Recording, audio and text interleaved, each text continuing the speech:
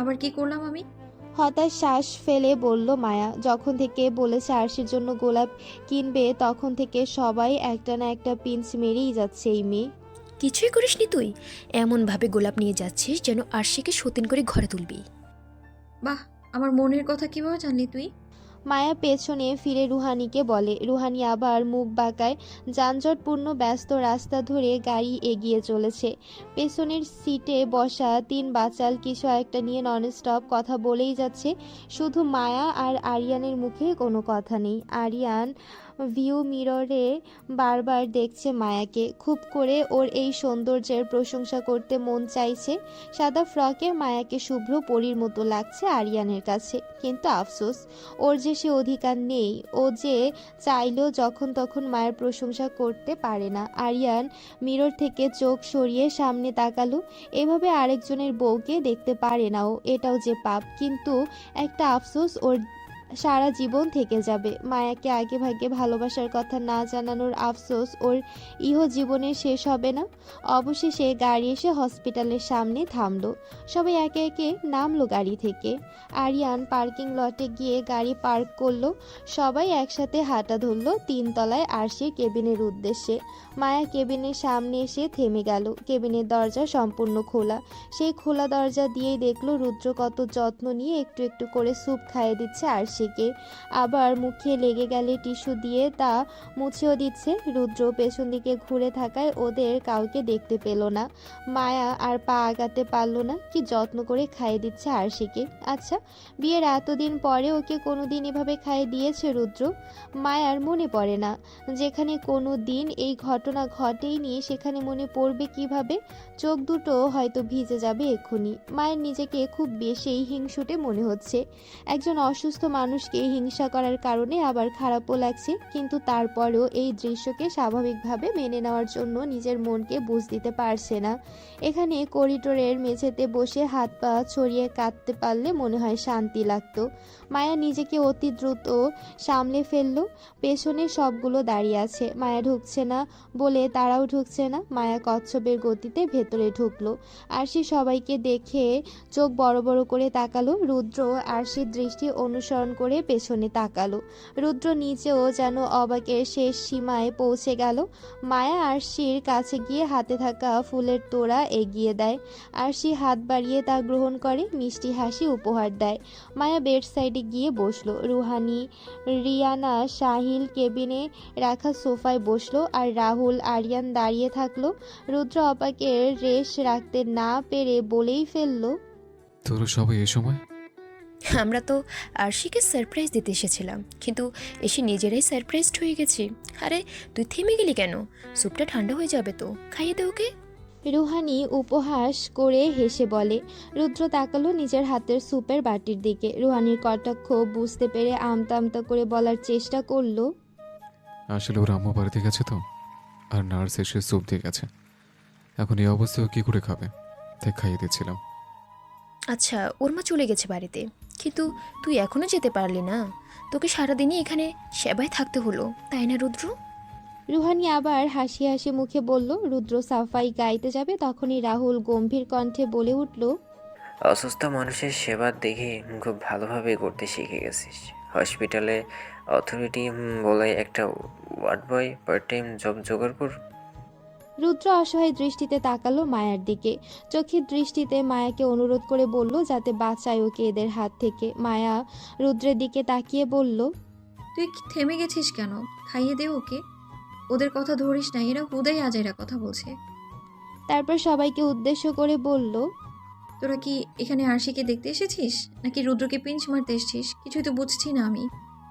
সবাই চুপ করে গেল মায়ার কথায়। আর সে রুদ্রের দিকে তাকিয়ে বলল, খাইয়ে দাও, আমার এখনো পেট ভরেনি। রুদ্র সবার দিকে তাকিয়ে ঢোক গিলল। জিভ দিয়ে ঠোঁট ভিজিয়ে আরশিকে খাইয়ে দিতে শুরু করলো। মায়া আরশির দিকে তাকিয়ে মিষ্টি হেসে বলল, এখন কেমন লাগছে আরশি? ভালো। জানো, জ্ঞান ফিরে রুদ্রকে দেখে আরো সুস্থ হয়ে গেছে যেন।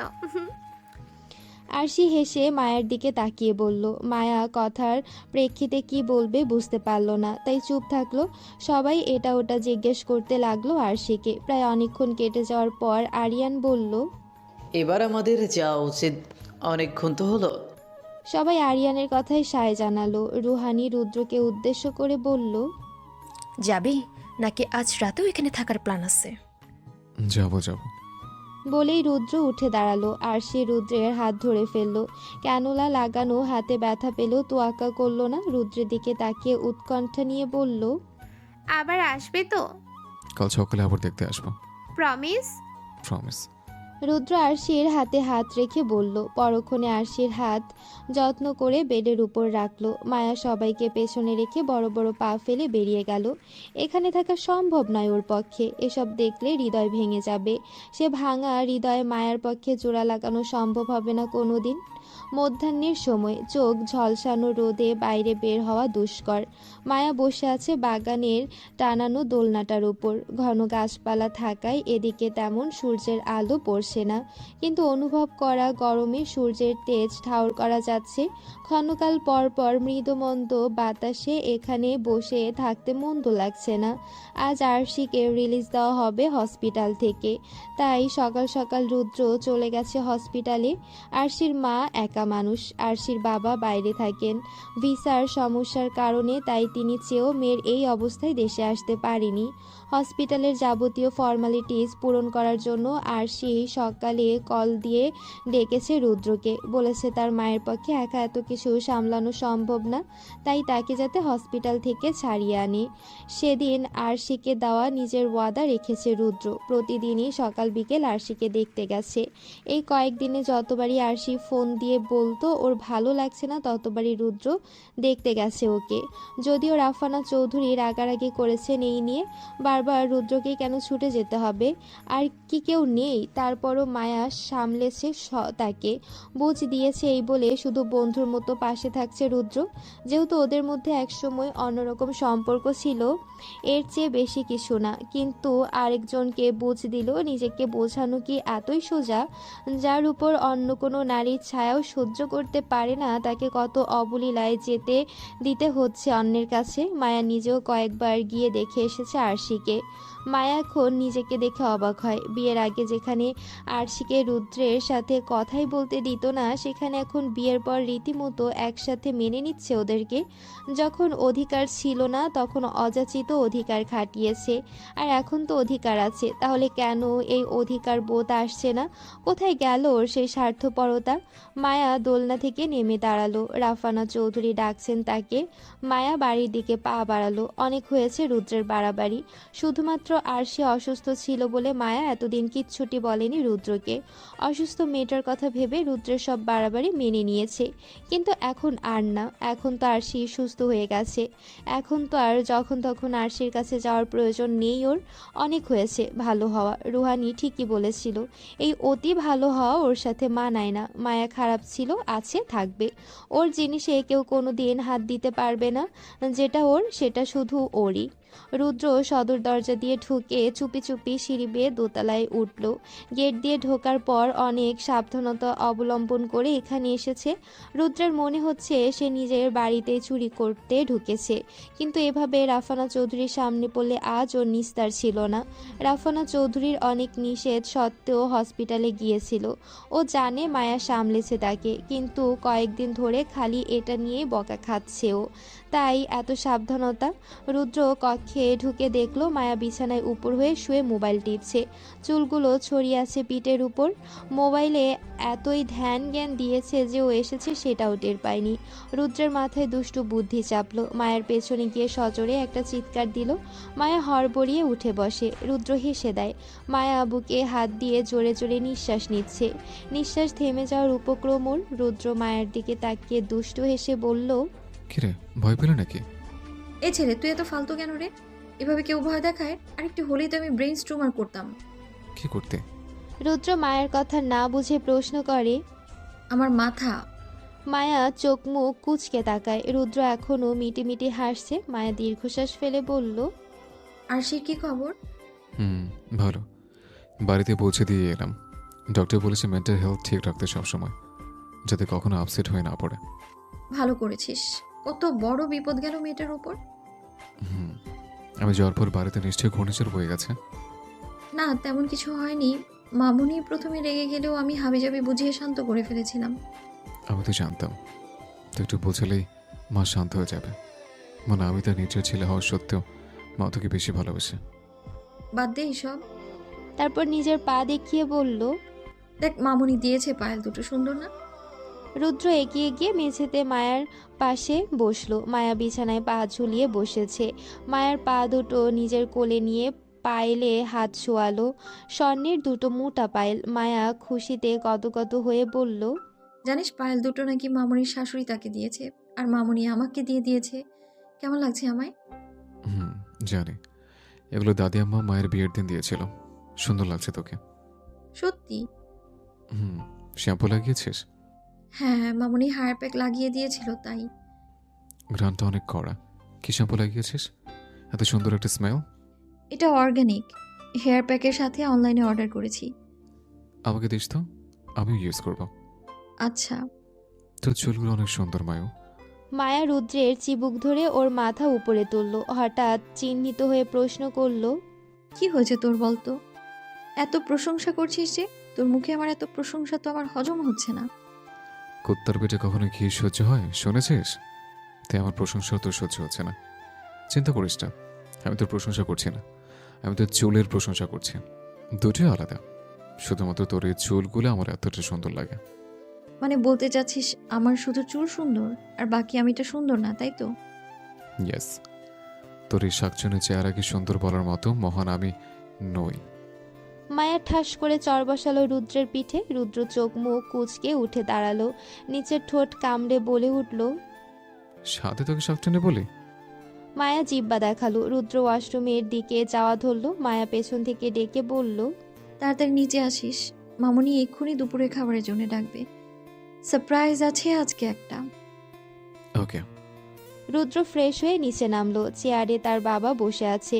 রুদ্র তার পাশে গিয়ে বসলো। মায়া কিচেন থেকে সব এনে দিচ্ছে আর রাফানা চৌধুরী প্লেটে খাবার বাড়ছেন। রুদ্র দেখলো টেবিলে হরেক রকমের খাবার, কমপক্ষে 15 রকমের ডিশ তো হবেই। রুদ্র রাফানা চৌধুরীর উদ্দেশ্যে জিজ্ঞেস করলো।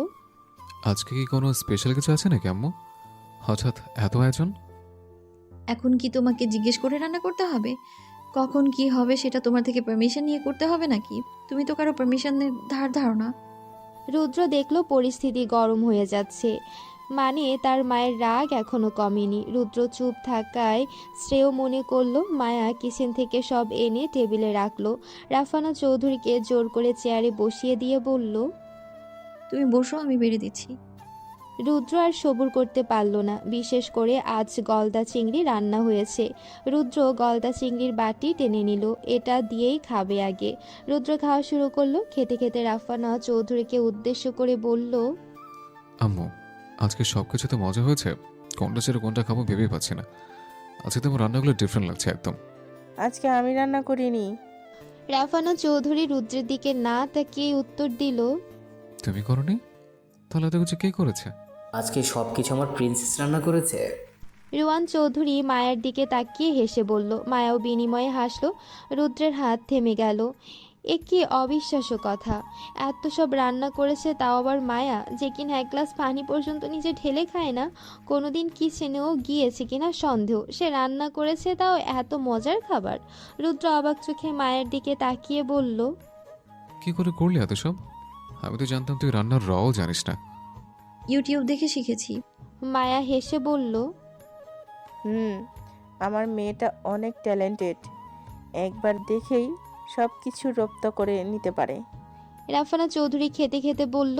রুদ্র তাকিয়ে দেখে মায়াকে। হেসে হেসে তার মা বাবাকে এটা ওটা বেড়ে দিচ্ছে। মেয়েটা আসলে ওর মা বাবাকে নিজের মা বাবার মতোই ভালোবাসে। এটা ওর পরিবার, তাই হয়তো এই পরিবারে রুদ্রের চেয়েও মায়ের প্রায়োরিটি সবচেয়ে বেশি। রুদ্র, হুম। কি দেখছিস বেবি? ভীষণ মনোযোগে মোবাইল টিপছে রুদ্র। বুড়ো আঙ্গুল অনবরত টাইপিংয়ে ব্যস্ত। নিজের ধ্যান জ্ঞান সবটুকু দিয়ে অহর্নিশ চ্যাটিং করে যাচ্ছে কারোর সাথে। ফোনে দৃষ্টি রেখে অন্যমনস্ক হয়ে বলল। হুম। কি কার সাথে এভাবে মন প্রাণ সব খুইয়ে কথা বলছিস? এ পর্যায়ে ফোন থেকে মাথা তুলল রুদ্র। মাথার নিচে হাত দিয়ে আধশোয়া হয়ে আছে মায়া। শাড়ি পরেছে আজও। কোমর সমান চুলগুলো ছিটিয়ে আছে বেডের উপর। পা দিয়ে পেঁচিয়ে রেখেছে কোলবালিশ। ফর্সা পায়ে চকচক করছে সোনার নুপুরখানা। বিছানার এক প্রান্তে মায়া বসা, অন্য প্রান্তে রুদ্র। ফলস্বরূপ রুদ্র মেইনলি করছে এটা কি সেটা দেখতে পারছে না মায়া। আসলেও দেখার চেষ্টাই করছে না, ও শুধু তীক্ষ্ণ নজরে দেখছে রুদ্রের এক্সপ্রেশন। ভ্রুদয়ের মাঝে গোটা কয়েক ভাঁজর সন্দেহহীন দৃষ্টি যেন স্ক্যান করছে ওকে। রুদ্র সোজা হয়ে বসলো, সাফাই দিয়ে বলল, কই, কারোর সাথে কথা বলছি না তো। কিন্তু আমি যে স্পষ্ট দেখতে পাচ্ছি চ্যাটিং করছিস কারোর সাথে। রুদ্র ঠোঁট কামড়ে মিনমিন করে বলল, না তো। যেভাবে ধরে আছিস ফোনটা ওভাবেই উল্টো করে দেখাতো। রুদ্র তাৎক্ষণিক দেখালো না, একটু সময় নিয়ে ফোনটা এগিয়ে দিল মায়ার দিকে। মায়া হাত বাড়িয়ে নিল, মেসেঞ্জারে ঢুকে প্রথমেই আরশির নাম্বার সহ মেসেজ চেক করলো। রুদ্র কাচুমাচু হয়ে বসলো, ফোন চেক করে দীর্ঘশ্বাস ফেললো মায়া। রুদ্রের মোবাইল ফিরিয়ে দিল রুদ্রকে। রুদ্র কণ্ঠ খাদে নামিয়ে বলল, এমনি ওর হেলথ কন্ডিশন জিজ্ঞেস করছিলাম। 4 ঘন্টা ধরে খোঁজখবর নিতে 4 ঘন্টা লাগে? রুদ্র উত্তর দিল না। মায়া উঠে বসলো, অসহায় স্বরে বলল, আমার মধ্যে কি খুব বেশি কমতি আছে রুদ্র? এইভাবে কেন বলছিস? কিভাবে বলতাম বল? বিয়ের পরেও তুই তোর এসব কাহিনী ছাড়তে পারছিস না। আর সে এখন সুস্থ রুদ্র, তারপরেও ওর সাথে এমন ঘন্টার পর ঘন্টা কথা বলার কি খুব দরকার? আমার কষ্ট লাগে তো, অন্য মেয়ের ছায়াও সহ্য হয় না আমার তোর উপর, অথচ তুই আমাকে কষ্ট দিতেই বেশি ভালোবাসিস। রুদ্র মুখ কালো করে তাকালো মায়ের দিকে, বলল, আমরা জাস্ট এমনি কথা বলছিলাম। বিছানা ছেড়ে নেমে দাঁড়ালো মায়া, মলিন হেসে বলল, বল, যার সাথে মন চায় তার সাথে কথা বল। আমি ক্লান্ত হয়ে গেছি তোর সাথে মারামারি করতে করতে। আমি আজ থেকে আর তোকে কিচ্ছু নিষেধ করব না, তোর যা মন চায় তুই তাই করিস। বলেই বেলকনিতে চলে গেল। মাথা নিচু করে বসে থাকলো রুদ্র। ওরা সত্যি এমনি কথা বলছিল বন্ধুর মতো। মায়া ভুল বুঝলো ওকে, রাগ করে এখন বেলকনিতে গিয়ে দাঁড়িয়ে আছে। রুদ্র উঠে দাঁড়ালো, ধীর পায়ে বেলকনিতে গিয়ে দেখলো বেলকনির রেলিং ধরে দাঁড়িয়ে আছে মায়া, নির্বিশেষ তাকিয়ে আছে আকাশের দিকে। রুদ্র গিয়ে দাঁড়ালো ওর পাশে। মায়া ফিরে তাকালো না। রুদ্র আরেকটু ঘনিষ্ঠ হয়ে দাঁড়ালো, হাত দিয়ে কাঁধ জড়িয়ে ধরে বলল, আমি ওর সাথে বন্ধুর মতো কথা বলছিলাম জান। বল না, মানা করিনি তো আমি। নিষেধ সেখানেই করা যায় যেখানে অধিকার থাকে। আমার কোনো অধিকার নেই তোর উপর, তোর যা মন চায় কর। না, মানা করবি। যেটা তোর পছন্দ হবে না সেটাতে নিষেধ করবি আমাকে, ঝগড়া করবি, মারামারি করবি। বিশেষ কর আমি রুহানি আর রিয়ানের সাথে যেভাবে কথা বলি সেভাবেই কথা বলছিলাম আরশির সাথে। রুহানি আর রিয়ানার সাথে আরশিকে মিলাবি না রুদ্র। ওদের সাথে সম্পর্কে ছিলি না তুই, কিন্তু আরশির সাথে ছিলি। দুটো গুলিয়ে আমাকে সান্ত্বনা দেওয়ার দরকার নেই কোনো। রুদ্র অসহায় দৃষ্টিতে তাকালো ওর দিকে। মায়া তাকিয়ে আছে আকাশের দিকে, ওর চোখে পানি টলমল করছে। মেয়েটা ইদানিং কিছু হলেই মন খারাপ করে ফেলে, চোখে পানি এসে ভেড়ে নিমিষেই। অথচ মায়া অনেক স্ট্রং, কোনো কিছুই ওর উপর তেমন প্রভাব ফেলতে পারে না। কিন্তু রুদ্র সংগঠিত কিছু হলেই ও এমন বিহেভ করে। রুদ্র দীর্ঘশ্বাস ফেলল, এক হাতে মায়াকে জড়িয়ে নিজের কাছে নিল। মায়া ছুটতে চাইল, রুদ্র ছাড়ল না। সরি। দরকার নেই, যার সাথে ইচ্ছে তার সাথে কথা বল। আমি কে হই তোকে মানা করার? জেলাস ফিল করছিস? মায়া হাসলো, ব্যঙ্গ করে বলল, আমি কেউ হই? আমার জেলাস ফিল হয় না? হৃদয়টা দুমড়ে মুচড়ে যায় আমার। তোকে সারা জীবন নিজের ভেবে এসেছি তো, অন্য কেউ অধিকার দেখালে না সহ্য হয় না আমার। আমি জানি আমি খারাপ, কিন্তু ভালো হয়ে কী লাভ যদি নিজের ভালোবাসাকেই হারিয়ে ফেলতে হয়? তুই খারাপ না। মিথ্যে কেন বলছিস? তুই তো আমাকে খারাপ ভাবিস, মুক্তি পেতে চাস আমার কাছ থেকে, কিন্তু তোর মুক্তি নেই। খারাপ মানুষরাও অন্যদের অনুভূতির ধার ধারে না, শুধু নিজেদেরটাই বোঝে। আর কত নিজের বুঝবি? তোর অনুশোচনা হয় না মায়ু একটু? বিয়েটা আমি করতে চাইনি, এত ছলাঘলা করার কোনো দরকার ছিল না। আমি তো চেয়েছিলাম বিয়ে করতে, তোর সাথে থাকতে, কিন্তু তুই তো আমাকে রাখতে চাস না, এজন্যই এত ছলাকলা। আমি তো চাইলে এখনো ছেড়ে চলে যেতে পারি তোকে। তখন এই বিয়ের মূল্য কি? সংসার করাটা দুজনের তরফ থেকে আসে। তুই কখনোই একা এই সংসারটা টেনে নিয়ে যেতে পারবি না। আমার এখনো সুযোগ আছে তোকে ছেড়ে দেওয়ার। জোর করে সংসার হয় না, ভালোবাসা পাওয়া যায় না। মায়া অসহায় দৃষ্টিতে তাকালো রুদ্রের দিকে, চোখ বেয়ে জল গড়ালো। রুদ্র ওর গাল ধরে দুহাতে মুছিয়ে দিল, নরম স্বরে বলল, খারাপ মানুষ অত কাঁদে না, তুই কেন কাঁদছিস? মায়াতে কান্না মানায় না। ও সবসময় কঠিন ব্যক্তিত্ব নিয়ে থাকে। মায়া আচমকা জড়িয়ে ধরল রুদ্রকে। রুদ্র অবাক হলো না। মায়া সব কাজ হুটহাট করে। রুদ্র হাত রাখলো ওর পিঠে। মায়া ভাঙা গলায় বলল, ভালোবাসতে হবে না, শুধু কথাতে। কোনোদিনও ছেড়ে যাবি না। আমি থাকতে পারবো না তোকে ছাড়া। অনেক কষ্টে পেয়েছি আমি তোকে। পরের দিন ক্লাসরুমের অবস্থা খারাপ, চারিদিকে শোরগোল। যে যার মতো বন্ধুমহলের সাথে বসে কথা বলছে। শিডিউল অনুযায়ী ফার্স্ট ক্লাস কেমিস্ট্রি, আর কেমিস্ট্রি টিচার আজকে অনুপস্থিত, তাই সবাই মনের সুখে গল্প করছে। মায়া আপার বেঞ্চের উপর বসে আছে। বন্ধুমহলের সবাই গোল হয়ে এক এক বেঞ্চে বসা।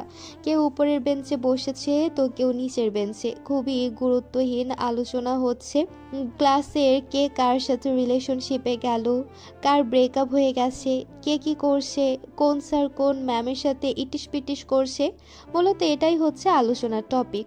আবার মাঝে মাঝে আরশিকে নিয়েও কথা হচ্ছে। কিছুক্ষণ সবাই একসাথে সমবেদনা জানাচ্ছে মেয়েটার জন্য। আবার তারপর সবাই মিলে রুদ্রকে একসাথে পিঞ্চ মারছে এই কয়েকদিনে দেখানো অতি দরদ নিয়ে। সবাই তুমুল রোস্ট করছে রুদ্রকে। বেচারা রুদ্র কাচুমাচু হয়ে বসে আছে, না পারছে সইতে, না পারছে কইতে। সেই যে আরশির সাথে রিলেশনে গেল, তারপর থেকে এসব কাহিনী শুরু হয়েছে। এর আগে অবশ্য এমন করতো না, তবে এখন গন্ডারের চামড়া হয়ে গেছে। এসব এখন আর গায়ে লাগে না। রুদ্র এদের আজগুবি কাহিনী শুনতে শুনতে দরজার দিকে তাকালো। আরশি ঢুকছে দরজা দিয়ে। পেছনে তার বন্ধুরা হেসে হেসে কথা বলছে সবার সাথে। মুহূর্তেই একটা জটলা বেঁধে গেল ওখানে। সবাই জেনেছে আরশির অসুস্থতার কথা, তাই অনেকে গিয়ে কথা বলছে ওর সাথে। রুহানি রুদ্রের পাশেই বসা ছিল। রুদ্রকে ওইদিকে তাকিয়ে থাকতে দেখে মাথার পেছনে গাঁটটা মারল। রুদ্র বিরক্তিকর চোখে তাকালো ওর দিকে। ওইদিকে কি দেখছিস বেয়াদ্দপ? দেখছিস না গুরুত্বপূর্ণ আলোচনা চলছে? হ্যাঁ রে বন্ধু, অনেক গুরুত্বপূর্ণ আলোচনা, কিন্তু এত গুরুত্বপূর্ণ আলোচনায় আমার মন টিকছে না। টিকবে কি করে? মন তো অন্য কোথাও বাকনামের উড়াল দিয়েছে। রুদ্রার কথা বাড়ালো না। এদের সাথে কথায় কোনো দিন জিততে পারিনি, আর পারবেও না। চল সবাই ওর সাথে গিয়ে কথা বলে আসি। যতই হোক গতকালই হসপিটাল থেকে ছাড়া পেয়েছে মেয়েটা, একটা মানবতা তো আছে, তাই না? মায়ের কথায় সবাই একবারে সম্মতি জানিয়ে নেমে দাঁড়ালো। তারপর চলে গেল আরশির সাথে কথা বলতে। রুদ্র গাঢ় হয়ে বসে থাকলো। কত বড় খচ্চরেরা! মায়া বলা মাত্রই দৌড় দিয়েছে, কিন্তু এখন এই কথাটা যদি রুদ্র বলতো তাহলে অনর্থক হয়ে যেত। সবাই গিয়ে কথা বলছে আরশির সাথে। রুহানি তো একেবারে বুকের সাথে জড়িয়ে ধরে রাখলো আরশিকে, যেন কতদিনের সাথী এরা। ও হসপিটালে অ্যাডমিট থাকায় এই দুনিয়ায় সবচেয়ে বেশি কষ্ট যেন রুহানি পেয়েছে এমন একটা ভাব ধরছে। রুদ্র বেঞ্চে বসেই ছিল। আরশি রুদ্রের সামনে গিয়ে দাঁড়ালো। টেবিলে হাত রেখে ওর দিকে ঝুঁকে বলল, আমার সাথে কথা বলতে গেলে না কেন? সবাই কথা বলছিল, তাই আর যায়নি। রুদ্র আমতা আমতা করে বলল, সো হোয়াট, সবাই গেছে বলে তুমি যাবে না? সবাই আর তুমি কি এক নাকি? এক না? না, তুমি আলাদা। রুদ্র কিছু বলতে যাবে তার আগেই মায়া আরশির গলা জড়িয়ে কাঁধে হাত রাখলো। আরশির দিকে তাকিয়ে কিছু ভাবার ভান করে বলল, ও সবার চেয়ে আলাদা কেন? সেটা আমার চেয়ে বেশি তুই জানিস, তাই নয় কি মায়া? মায়া ঠোঁট বাঁকা করে হাসলো। তারপর আরশির দিকে তাকিয়ে বলল, ওসব অনেক আগের কথা, কিন্তু এখন রুদ্র তোর কাছে সবার চেয়ে আলাদা হওয়ার কথা নয়। তোকে একটা অ্যাডভাইস দিই, একটা সুন্দর ছেলে দেখে বিয়ে করে নে। যা হবার নয় তার স্বপ্ন দেখিস না। ওনার হাজবেন্ডের সাথে এভাবে কথা বলতে নেই। যার সাথে কথা বলছে তার তো কোনো সমস্যা হচ্ছে না, তোর এত সমস্যা কিসের সেটাই তো বুঝতে পারছি না। ব্রো, যার সাথে কথা বলার চেষ্টা করছিস সে আমার ব্যক্তিগত মানুষ, তাই তার সাথে এই টাইপের কথাবার্তা আমি সহ্য করব না। তোর কি লজ্জা করছে না ওর সাথে কথা বলতে? যে তোকে বিয়ে করার স্বপ্ন দেখিয়ে আরেকজনকে বিয়ে করে নিল, তার সাথে কথা বলার আগে তোর লজ্জা পাওয়া উচিত। রুচিবোধ বলে কিছু আছে নাকি সেটাও নেই। রুদ্র চকিতে উঠে দাঁড়ালো। মায়াকে থামানোর চেষ্টা করে বলল, কেন বলছিস এসব ওকে? ওর কি দোষ? একজন অসুস্থ মানুষকে অন্তত তোর তিক্ত বলি থেকে রেহাই দে। ওর কোনো দোষ নেই। আমি তিক্ত বলিয়া ওড়াচ্ছি?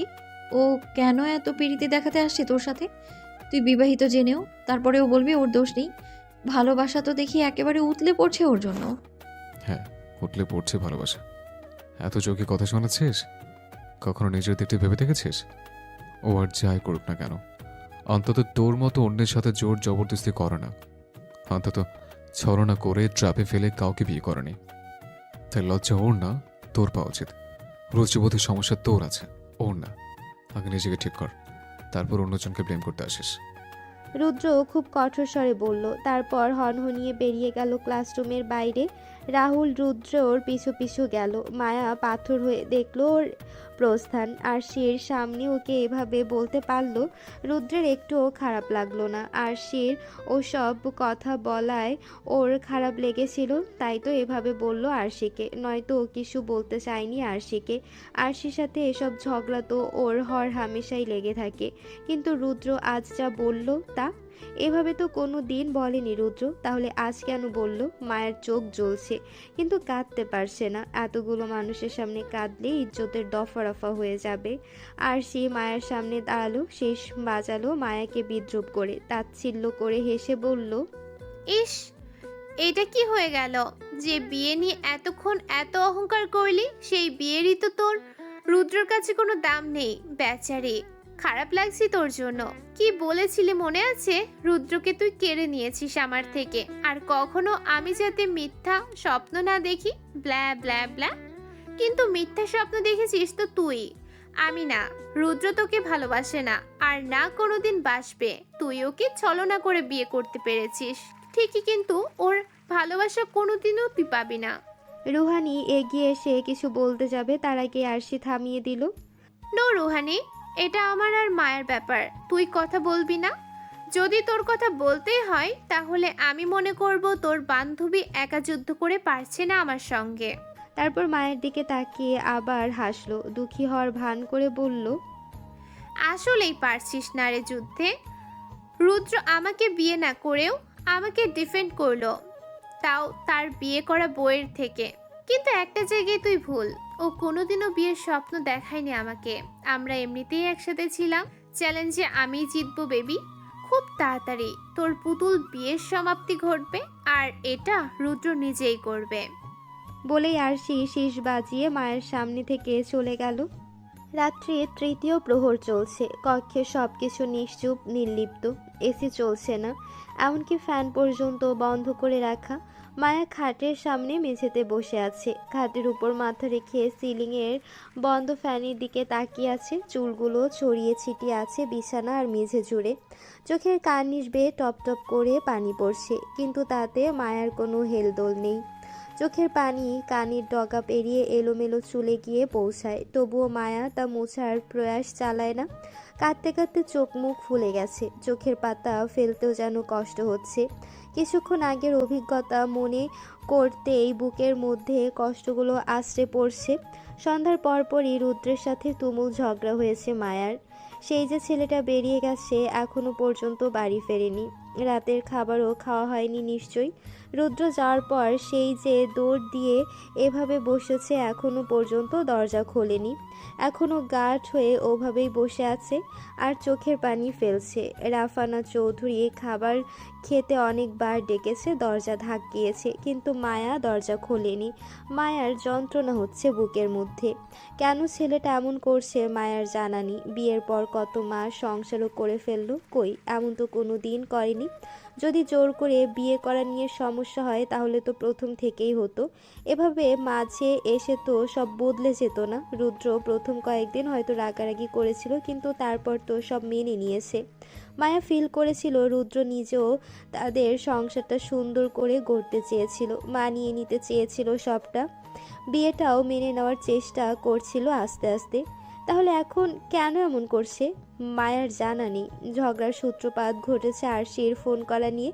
ভার্সিটি থেকে ফিরে আসার পর থেকে আরশি কল করছিল রুদ্রকে। মায়া প্রথমে কিছু বলেনি, রুদ্র তো এসব হর হামেশাই করে থাকে ওকে দেখিয়ে দেখিয়ে। কিন্তু আসার পর থেকে রুদ্র ফোনটা রাখেনি নিজের কান থেকে একবারও। কোনো না কোনো কথা বলছিলই আরশির সাথে। মায়া প্রথমে শান্তভাবে বলেছিল যাতে কথা না বলে। ওর অসম্ভব খারাপ লাগে, কষ্ট হয়। মায়া বোঝাতে পারে না, কাঁদতে পারে পারে না, কিন্তু হৃদয়টা টুকরো টুকরো হয়ে ভেঙে যায়। রুদ্রের অন্য মেয়ের সাথে কথা বলাও সহ্য হয় না ওর, কিন্তু রুদ্র ওর ইমোশনের একটু দাম দেয়নি। ওর আবেগী কথাবার্তা কোনো প্রভাব ফেলতে পারেনি ওর উপর। অনুতপ্ত হওয়ার বদলে আরও তেড়া তেড়া কথা বলেছে। এটাও বলেছে যে এটা নাকি ওর পার্সোনাল বিষয়, ওর পার্সোনাল বিষয় যেন মায়ার বা হাত না ঢোকায়। রুদ্র কথা বলছিল বেলকনিতে দাঁড়িয়ে। মায়া গিয়ে ফোনটা ছিনিয়ে নিল ওর হাত থেকে, চেঁচিয়ে বলল, এই তোর লজ্জা করে না? আরেকজনের হাজবেন্ডকে ফোন দিয়ে কথা বলছিস, নির্লজ্জ কোথাকার। আরেকজনের জিনিসে এত কিসের আবেগ তোর, বেহায়া কোথাকার। যদি তোর লজ্জা থাকতো। মায়া আর বলতে পারল না। রুদ্র ছিনিয়ে নিল ওর ফোন, রেগে মেগে আগুন হয়ে বলল, ওকে কেন এসে বলছিস? হ্যাঁ, আমার যার সাথে বলছে তার সাথে কথা বলবো। আমার কোনো সমস্যা হচ্ছে না ওর সাথে কথা বলতে। তোরও তো কিসের সমস্যা? বেহায়া তো তুই, তোর লজ্জা নাই। আমি এত করে বলছি আমি তোর সাথে থাকতে চাই না, তারপরে কেন পড়ে আছিস? আরেকজনকে নির্লজ্জ বলার আগে নিজের দিকে থাকা। তারপরই মায়ার সাথে তুমুল কথা কাটাকাটি শুরু হয়েছিল ওর। মায়াকে আরও অনেক কথা শুনিয়েছিল রুদ্র, অনেক কিছুর জন্য দায়ী করেছে তাকে। আর তারপর বাড়াবাড়ির এক পর্যায়ে বাড়ি ছেড়েই বেরিয়ে গেছে।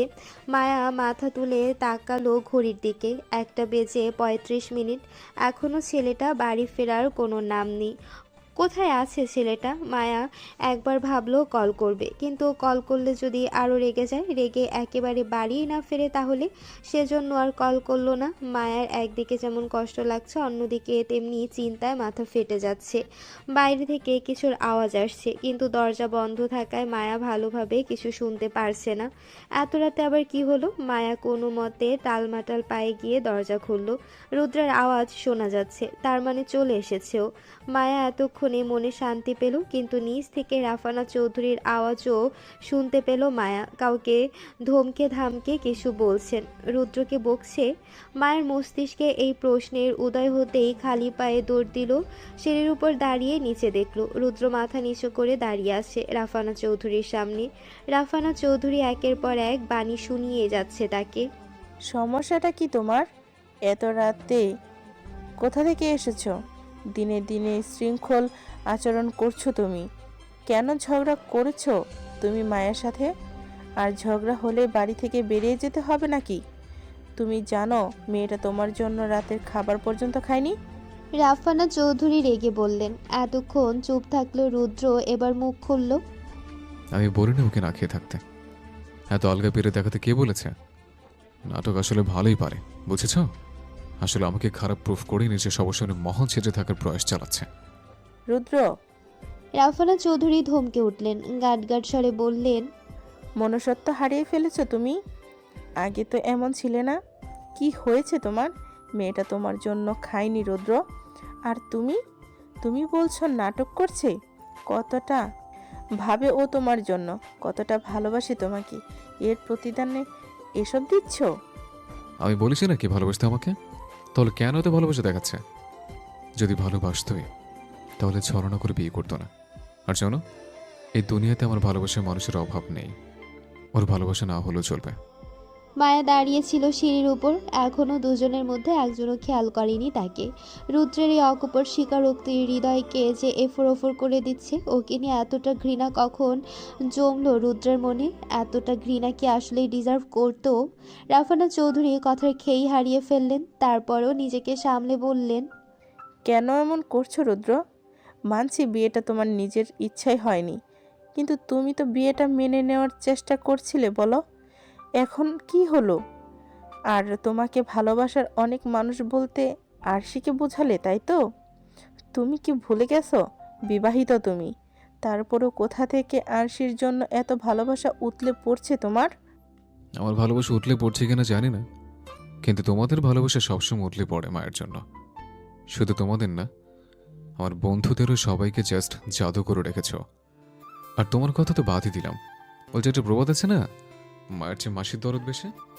সজনে রুদ্রের গালে চড় বসালেন রাফানা চৌধুরী। মধ্যরাত হওয়ায় সেই আওয়াজ ড্রয়িং রুম যেন কেঁপে উঠল। মায়া আতঙ্কিত দৃষ্টিতে তাকিয়ে মুখে হাত দিয়ে ফেলল। রুদ্র গাঢ় হয়ে দাঁড়িয়ে আছে, মুখে টু শব্দটুকু করেনি। রাফানা চৌধুরী ক্ষুব্ধ দৃষ্টিতে তাকিয়ে আছে, দৃষ্টিতে যেন আগুন ঝরে পড়ছে। রাফানা চৌধুরী চিৎকার করে বললেন, অসভ্য বেয়াদব, মায়ের সাথে কিভাবে কথা বলতে হয় সেটুকুও জানো না তুমি? ভুলটা আমারই। আমি তোমাকে শিক্ষা দিতে পারিনি, তাই আজকে আমাকে এই দিন দেখতে হচ্ছে। রাফানা চৌধুরীর গলা কাঁপছে। মায়া দৌড়ে এসে সামলালো তাকে, হাত দিয়ে শক্ত করে জড়িয়ে ধরে বলল, মামুনি ওকে মারছো কেন? সামলাও নিজেকে, মেরো না ওকে। মায়া আসাতে রুদ্রের সব রাগ গিয়ে পড়ল মায়ার উপর। জোরপূর্বক মায়াকে রাফানা চৌধুরীর কাছ থেকে ছাড়িয়ে নিয়ে পাশে দাঁড় করালো। তাচ্ছিল্য করে বলল, নাটক করছিস তাই না? এত নাটক পাস থেকে এই সব কিছু তো তোর জন্য হয়েছে। নিশ্চিত উপরে দাঁড়িয়ে থেকে মজা এনেছিলে তুই। আসলে তোর মতো স্বার্থপর মেয়ে আমি আমার লাইফ আর দূরে দেখিনি। রাফানা চৌধুরী আবার মারতে যাবেন, তার আগেই মায়া হাত ধরে আটকালো তাকে। রাফানা চৌধুরী বড় বড় করে শ্বাস নিলেন। রুদ্রকে উদ্দেশ্য করে রাগে কাঁপতে কাঁপতে বললেন, আমার চোখের সামনে থেকে চলে যাও রুদ্র, আমার তোমাকে সহ্য হচ্ছে না। রুদ্র বড় বড় পা ফেলে সিঁড়ি বেয়ে দোতলায় চলে গেল। একবার পেছনে ফিরে পর্যন্ত তাকালো না। মায়া জড়িয়ে ধরল তার মামুনিকে, পিঠে হাত বুলিয়ে দিয়ে বলল, শান্ত হও মামুনি, এমন করো না, অসুস্থ হয়ে পড়বে তুমি। ও এমন কেন করছে মায়া? কি হয়েছে ওর? কীরকম ব্যবহার করলে দেখলি আমার সাথে? রেগে আছে মামুনি, তাই এমন করে ফেলেছে। তুমি চিন্তা করো না এটা নিয়ে, আমি কথা বলছি ওর সাথে। আবার তোকে অপমান করবে ও। মায়া মলিন হেসে বলল, ভুল যখন করেছি তখন অপমান তো সহ্য করতেই হবে। তুমি যতই প্রোটেক্ট করার চেষ্টা করো না কেন, সত্যি তো এটাই যে ওর বিয়েতে মত ছিল না। ওর রাগ স্বাভাবিক মামুনি, আস্তে আস্তে ঠিক হয়ে যাবে সব, দেখো। ঠিক হবে? আমার তো মনে হচ্ছে না। দিন দিন আরও উশৃঙ্খল আচরণ করছে ও।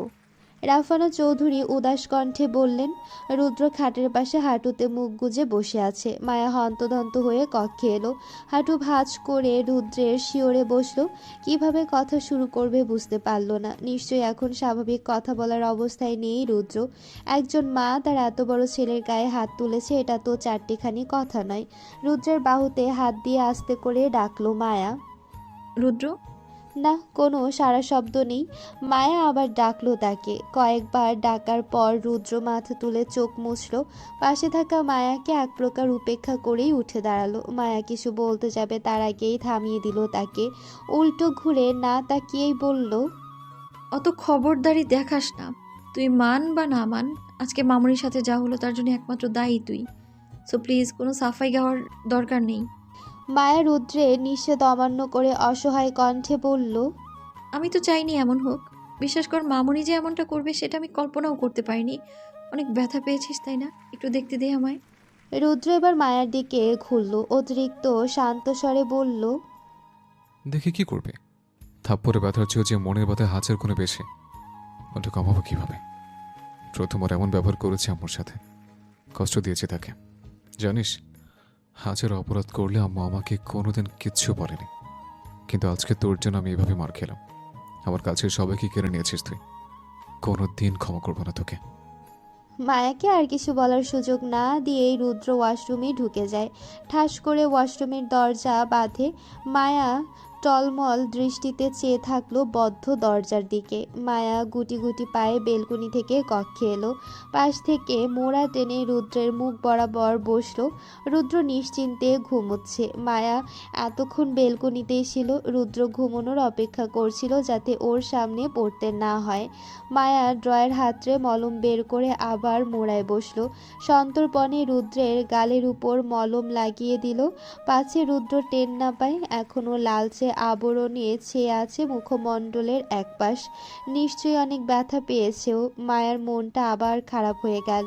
শুধু শুধু মার খেলো ছেলেটা। মায়া রুদ্রের মাথায় হাত বুলিয়ে দিল, বিড়বিড় করে বলল, সরি। অনেক সময় ধরে দ্বিধা দ্বন্দ্ব নিয়ে ভাবলো রুদ্রের বুকে মাথা রাখবে কিনা। তারপর সব দ্বিধা দ্বন্দ্বকে এক সাইডে সরিয়ে রুদ্রের বুকে মাথা রেখে শুয়ে পড়ল। নয়তো ঘুম আসবে না পুরো রাত। শান্তির ঘুমের জন্য একটু না হয় স্যাঁচড়া হলো। কালকে সকালে আগেভাগে ঘুম থেকে উঠে পড়বে, তাহলে আর রুদ্র দেখবে না। পাহাড় ঘেরা চট্টগ্রাম বিশ্ববিদ্যালয় দেশের অন্যতম বিদ্যাপীঠগুলোর একটি। শহরের যান্ত্রিকতা থেকে বেরিয়ে প্রকৃতিতে মন ভালো করার এক সুযোগ্য স্থান। তাই বিশ্ববিদ্যালয়ের শিক্ষার্থীরা ছাড়াও বিকেলের সময়টা উপভোগ করতে অনেকেই এখানে আসে। অনেকে তাদের বাচ্চার পরিবার নিয়ে আসে কিছু সুন্দর সময়, সুন্দর মুহূর্ত কাটানোর জন্য। বন্ধু মহলের সবাই মিলে বিশ্ববিদ্যালয়ের বোটানিক্যাল পার্কে ঘুরতে এসেছে আজকে। শুধু রুদ্র অনুপস্থিত, ও আজকে অফিসে গেছে, তাই ভার্সিটিতে আসেনি। ছুটির পর রাহুল সবার কাছে প্রস্তাব রেখেছে যে ওরা আজকে ছুটির পর পার্কে ঘুরতে যাবে। সবাই হৈ হৈ করে সম্মতি জানিয়েছে। যদিও মায়ের আসার একটুও মন ছিল না, তারপরও আসতে হয়েছে ওদের সাথে, কারণ ও না আসলে কেউই আসতো না। রুহানি মায়ের মন ভালো করার জন্য এক প্রকার টেনে নিয়ে এসেছে ওকে। সবাই বেঞ্চের উপর বসে আছে। সামনে ফুচকাওয়ালা মামা ফুচকা বানাচ্ছে। 6 প্লেট ফুচকা অর্ডার করেছে রুহানি। রুহানি নিজের প্লেটে বেশি করে ঝাল দিতে বলেছে। সেটা খেয়ে অবস্থা খারাপ ওর। সাহিল রিয়ানার প্লেট থেকে ফুচকা নিয়েছে, তাই দুজনের কাড়াকাড়ি চলছে। আরিয়ান আর রাহুল দুজনকে থামানোর চেষ্টা করছে। মায়া এসব দেখে ঠোঁট প্রসারিত করে হাসে। এক একজন এক এক কাণ্ড করছে। আসলেই ওদের সাথে থাকলে ওর মন খারাপ এক নিমিষেই উধাও হয়ে যায়। কিছু বাচ্চা ছেলে পার্কে ঘুড়ি ওড়াচ্ছে। কে কার ঘুড়ি কাটতে পারে সেটা নিয়ে তুমুল প্রতিযোগিতা চলছে। তার মধ্যে দুজন বন্ধু একেবারে জান প্রাণ লাগিয়ে দিয়েছে একজন আরেকজনের ঘুড়ি কাটার জন্য। মায়া তাদের দিকে তাকিয়ে হাসলো। ছোটবেলার সেই সোনালি দিনগুলোর কথা মনে পড়ে যাচ্ছে। কতদিন ঘুড়ি ওড়ানো হয় না। ছোটবেলায় তারা 7 জন মিলে এভাবে ঘুড়ি ওড়াতো। তবে সবার ঘুড়ি কাটার পারমিশন থাকলেও রাহুলের ঘুড়ি কখনো কাটা যেত না। রাহুলের ঘুড়ি কাটা মাত্রই ও ভ্যা ভ্যা করে কান্না করে ওর মায়ের কাছে দৌড় দিত।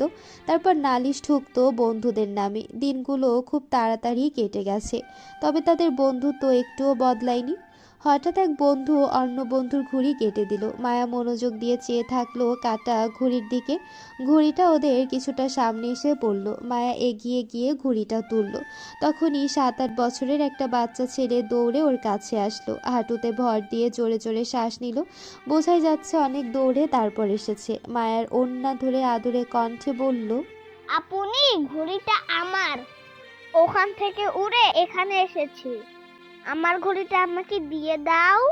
মায়া মুচকি হাসলো। কি আদুরে বাচ্চা। মায়া হাঁটু গেড়ে বসলো। তারপর বাচ্চাটির গাল টেনে দিয়ে বলল, ঘুড়িটা আগে কার হাতে সেটা তো আমি জানি না, কিন্তু এখন যখন আমি পেয়েছি তখন ঘুড়িটা আমার, দিব না তোমায়। বাচ্চা ছেলেটি মুখ কালো করে ফেললো। আবার অনুরোধের সুরে বলল, প্লিজ আপনি দিয়ে দাও আমাকে। আহা, আমি একটুও ভালো না, একেবারেই পচা আপু। যাই করো না কেন, ঘুড়ি পাচ্ছ না কিন্তু আমার কাছ থেকে। মায়ার মায়া হলো বাচ্চাটির দিকে তাকিয়ে। মুখে একদম অমাবস্যা নেমেছে যেন। থাক, অনেক হয়েছে দুষ্টুমি। মায়া যখনই ঘড়িটি ফেরত দিতে যাবে তার আগেই বাচ্চাটি বলে উঠল, অন্যের জিনিস কেড়ে নিতে নেই আপনি। তুমি আমার ঘুড়ি নিয়ে নিলেও বেশি দিন নিজের কাছে রাখতে পারবে না। মা বলে অন্যের জিনিস নিয়ে নিলে সেটা বেশি দিন নিজের কাছে থাকে না। মায়া থমকে গেল। অন্যমনস্ক হয়ে ঘুড়িটা দিয়ে দিল বাচ্চাটির কাছে। বাচ্চাটি দৌড় দিল পার্কের দিকে। যাওয়ার আগে ধন্যবাদ জানাতেও ভুলল না। এইটুকু বাচ্চা যে কথাটা বলল সে কথাটা তো কোনো দিন ভেবে দেখেনি। আসলেই তো আরেকজনের জিনিস কেড়ে নিয়েছেও।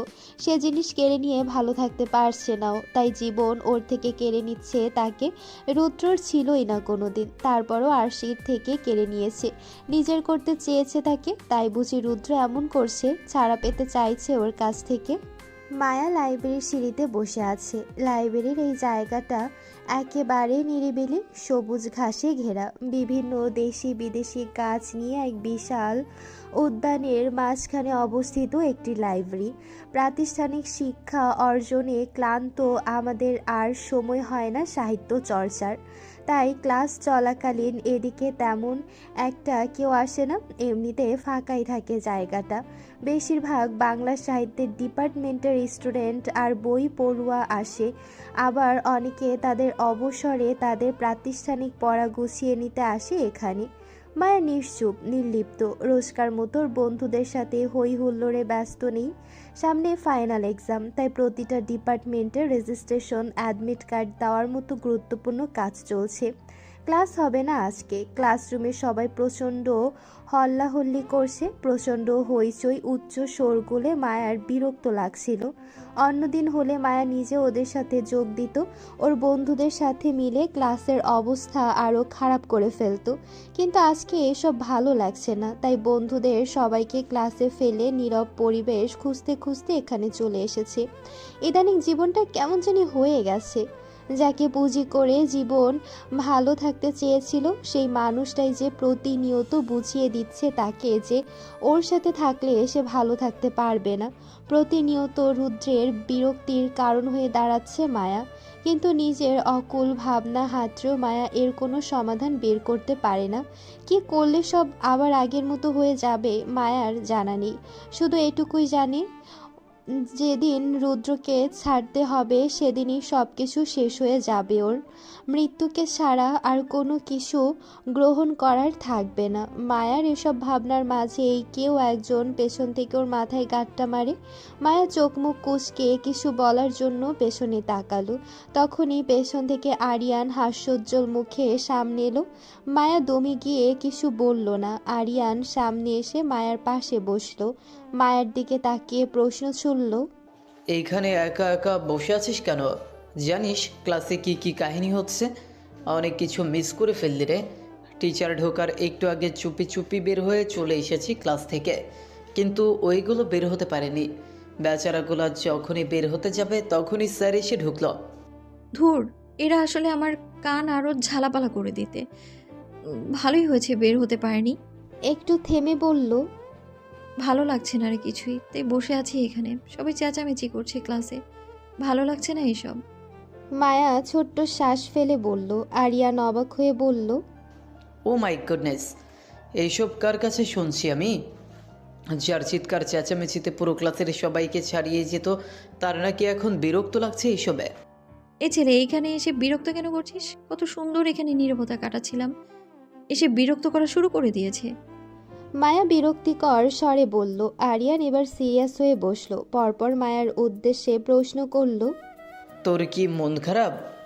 মন খারাপ হবে কেন? এমনি বসে থাকতে পারি না? প্রতিদিন তো এরকম নাও লাগতে পারে। সত্যি করে বল, তো রুদ্রের সাথে আবার ঝগড়া লেগেছে?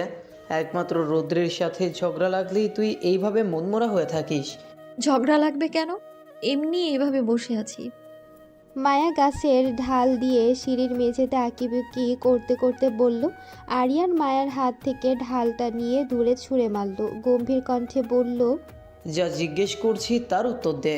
কয়েকদিন ধরেই দেখছি দুজন দুজনের সাথে ভালো করে কথা বলিস না, একসাথে বসিস না পর্যন্ত।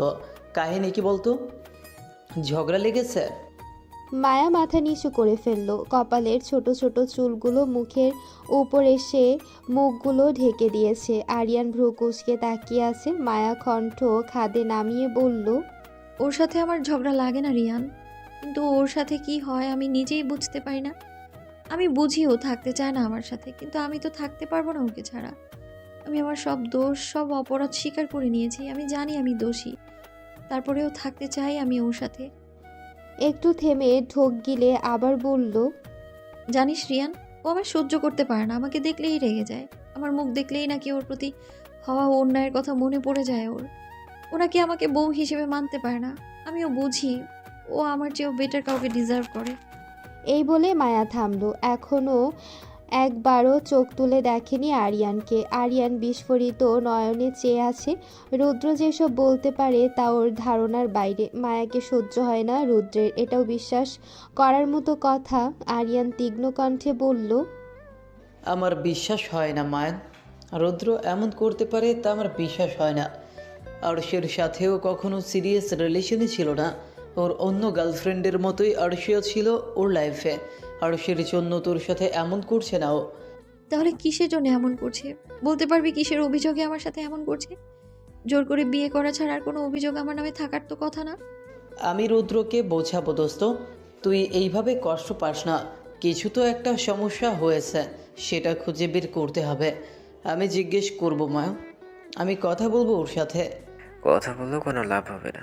যাকে আমি আমার নীরবতা দিয়েও কিছু বোঝাতে পারিনি, আর তাকে রচনা লিখে দিলেও বুঝবে না। ও আমাকে ভালোবাসে না আরিয়া, কোনোদিনও বাসবে না। আমি ওকে পেয়েও প্রতিনিয়ত হারিয়ে ফেলেছি। মায়া ভাঙা গলায় বলল। আরিয়ান মায়ার হাত ধরতে চেয়েও ধরল না, উৎকণ্ঠা নিয়ে বলে উঠল, কে বলেছে তোকে ভালোবাসে না ও? তোর মতো একজনকে ভালো না বেশে থাকা যায় নাকি? এখন কিছু একটা হয়েছে ওর, তাই এমন করছে। দেখিস তুই তোর ভালোবাসাকে হারাবি না, হারাতে পারিস না। হারিয়ে যাবে রে রিয়ান, আমি আমার ভালোবাসাকে হারিয়ে ফেলবো। আর যেদিন আমার ভালোবাসা হারিয়ে যাবে সেদিন আমিও এই দুনিয়া থেকে হারিয়ে যাব। আরিয়ান আঁতকে উঠল। কী সব ভাবছে মেয়েটা? বিরহে কি দিক বেদিক হারিয়ে ফেললো? এত শক্ত মেয়েটা কিভাবে হেরে যাওয়ার কথা বলছে? এতটা অসহায় কখন হয়ে গেছেও? আরিয়ান মায়ার বসা সিঁড়ি পেরিয়ে নিচের সিঁড়িতে নামলো। বিরহে ভেসে যাওয়া মায়াকে বুঝ দেওয়ার চেষ্টা করে বলল, এইসব কি বলছিস তুই? পাগল হয়ে গেছিস? কেন তোর এইসব মনে হচ্ছে? কেন মনে হচ্ছে যে তুই তোর ভালোবাসাকে হারিয়ে ফেলবি? কারণ তুই আমায় অভিশাপ দিয়েছিস। আরিয়ান স্তব্ধ বিমূঢ় হয়। কি বলছে এসব মেয়েটা? ঠিক কী কারণে নিজের সবচেয়ে প্রিয় মানুষকে অভিশাপ দিবে? মায়া কি জানে আরিয়ান নিজের বাবা মার পর এই মেয়েটাকে নিজের সবটুকু দিয়ে ভালোবেসেছে? সারা জীবন এই মেয়েটার ভালো চেয়েছে। কি করে আরিয়ান ওকে অভিশাপ দিতে পারে?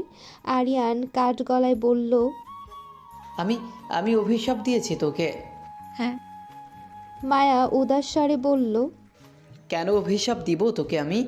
কোনো কালে আমার ক্ষতি করেছিস বলে তো মনে পড়ে না আমার, যার কারণে অভিশাপ দিব তোকে। অভিশাপ দিসনি তুই, অভিশাপ দিয়েছে তোর ভালোবাসা। তুই আমাকে ভালোবেসে কষ্ট পেয়েছিস, তাই তোর ভালোবাসা অভিশাপ দিয়েছে আমায়। আরিয়ান বাকরুদ্ধ। যাকে না পাওয়ার কারণে এতটা যন্ত্রণা পেয়েছে, কষ্টে প্রতিনিয়ত দগ্ধ হয়েছে, কত রাতের ঘুম নষ্ট করেছে, তারপরও তাকে ভালোবাসার কিছু বুঝতে দেয়নি। তারপরও সে বলছে তাকে অভিশাপ দিয়েছে সে। এত বড় অপবাদ! মায়া এতক্ষণে চোখ তুলে তাকিয়েছে আরিয়ানের দিকে। আরিয়ান অবাক চোখে তাকিয়ে আছে। অনেক কষ্টে তুতলিয়ে বলার চেষ্টা করলো, কি বলছিস এসব? আমি কেন তোকে ভালোবাসতে যাব? মায়া আরিয়ানের চোখে চোখ রাখলো, শান্ত কণ্ঠে জিজ্ঞেস করলো, ভালোবাসিস না? ভালোবাসি না একজন বন্ধুর মতো। কোনো ছেলে তার প্রেমিকাকে ভালোবাসে সেইভাবে না। তাই বুঝি? মিথ্যে মিথ্যে বলছিস তুই। আমার চোখের দিকে তাকিয়ে বল, আমায় ভালোবাসিস না তুই? আমার জন্য তোর মনে বন্ধুত্ব ব্যতীত আর কোনো অনুভূতি নেই?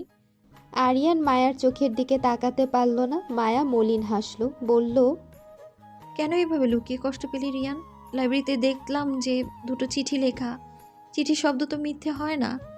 যে নিজের সাথে কথা বলে, দিন লিপে লেখে, তার অনুভূতি কি করে মিথ্যে হতে পারে? আরিয়ান বিস্ফোরিত নয়নে তাকালো। তার মানে লাইব্রেরিতে রাখা চিঠি দুটো পেয়েছে মায়া, কিন্তু ওগুলো তো তাকের মধ্যে বইয়ের ভাঁজে লুকিয়ে রেখেছিল। পেল কিভাবে মেয়েটা? আরিয়ান আমতা আমতা করে জিজ্ঞেস করলো, কি পেয়েছিস? আর কোন চিঠির কথা বলছিস তুই? আমাকে গাধা মনে হয় তোর? বই পড়তে গিয়েছিলাম, তোর চিঠি দুটো পড়ে আর বই পড়া হলো না। এত বড় চিঠি লিখেছিস যে পড়তে পড়তে প্রায় 1 ঘন্টা লেগে গেল। চিন্তা করিস না, আবার আগের জায়গায় রেখে এসেছি আমি। আরিয়ান কিছু বলল না। সব জেনেই যখন গিয়েছে বলে আর লাভ কি? শুধুমাত্র বন্ধুত্ব ভাঙার ভয়ে তো কোনো দিন নিজের ভালোবাসার কথাটা জানায়নি ওকে। তাহলে কেনই চিঠি দুটো পেতে গেল? আরিয়ানের ভয় লাগছে মনে মনে। এখন তো মায়া সব জেনে গেছে। এখন কি ওর সাথে বন্ধুত্ব ভেঙে দেবে? কত হাবিজাবি লিখেছে চিঠি দুটোতে, কত অভিমান দুঃখ প্রকাশ করেছে, ভালোবাসার কথা জানিয়েছে। কষ্টগুলো সব যেন ভরে ভরে লিখেছে কাগজের পাতায়। ইস, মায়া তো সব দেখে ফেললো। আরিয়ানের নীরবতা দেখে মায়া নিজেই বলল, কিছু বলতে চাস? আরিয়ান নিশ্চুপ। বল আরিয়ান, কিছু তো বল। চুপ থাকিস না এভাবে। চিঠি দুটো কখন লিখেছিস? আমি জানতে চাই সবটা। বাদ দে না, জেনে কি করবে? আরিয়ান উদাস কণ্ঠে বলল, কিছুই করব না, তারপরেও শুনতে চাই সব। কখন লিখেছিস চিঠি দুটো? একটা তোর বিয়ের অনুষ্ঠানের দিন, আর একটা ওই যে তোর সাথে সকালে দেখা করতে গিয়েছিলাম সেই দিন। বলিসনি কেন আমায়? বললে বুঝি তুই রুদ্রকে ছেড়ে আমাকে বিয়ে করতি? মায়া উত্তর দিল না। এই উত্তর দিলে আরিয়ান কষ্ট পাবে, এমনিতেই তো অনেক দুঃখ পেল ছেলেটা। আরিয়ান তাকালো মায়ার মুখের দিকে উত্তরের আশায়। উত্তর না পেয়ে মলিন হাসলো।